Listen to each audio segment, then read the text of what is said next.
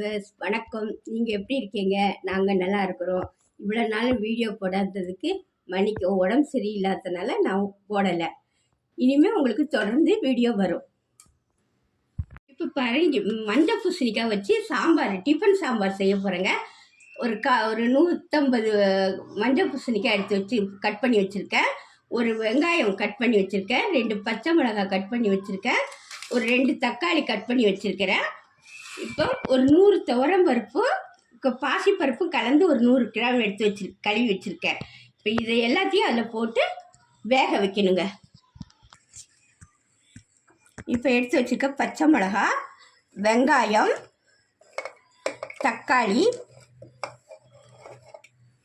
மஞ்சள் பூசணிக்காய் எல்லாத்தையும் போட்டு அதுக்கு தேவையான மிளகாத்தூளும் கொஞ்சம் போட்டு தண்ணி ஊற்றி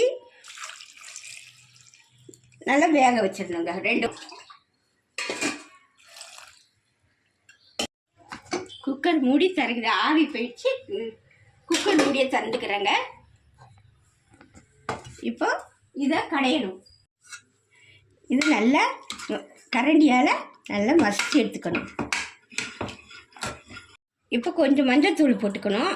நான் மஞ்சள் தூள் முதலே போட்டுக்கணும், நான் மறந்துட்டேன். தண்ணி,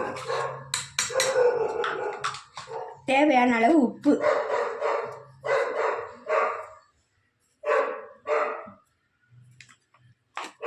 கொஞ்சம் காரம் கம்மியாக இருக்குது, அதனால கொஞ்சம் சாம்பார் தூள் போட்டுக்கிறேன். எவ்வளோ தண்ணி தேவையோ அது வரைக்கும் ஊற்றிக்கணும். கொதிக்க வைக்கணுங்க. அடுப்பு பற்ற வச்சு கொதிக்க வைக்கிறேன். இப்போ உப்பு காரம் பார்த்துடுங்க.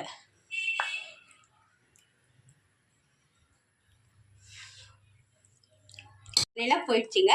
இந்த ஸ்டேஜில் ஆஃப் பண்ணி அது இறக்கி வச்சுட்டு ஒரு தாளிப்பு கொடுத்துக்கலாம். கொஞ்சம் கடுகு போட்டுக்கிறேன். கடுகு வெடிக்கட்டும்.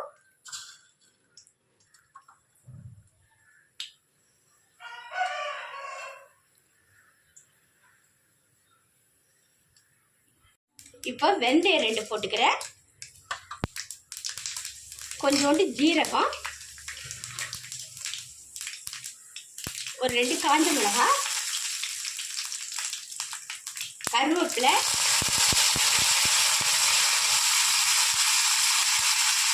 கொஞ்சம் பெருங்காயத்தூள், நல்லா இது பண்ணிடுச்சு. எடுத்து சாம்பாரில் ஊற்றியாகும். கொத்தமல்லி தூவி நல்லா கலக்கி அப்படியே மூடி வச்சிடணும். மூடி வச்சுட்டா அந்த வாசனையெல்லாம் உள்ளே இறங்கும். பாருங்க, ரெடி ஆயிடுச்சு சாம்பார்.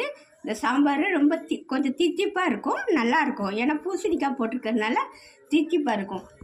இப்போ இட்லியும் சாம்பாரும் ரெடிங்க.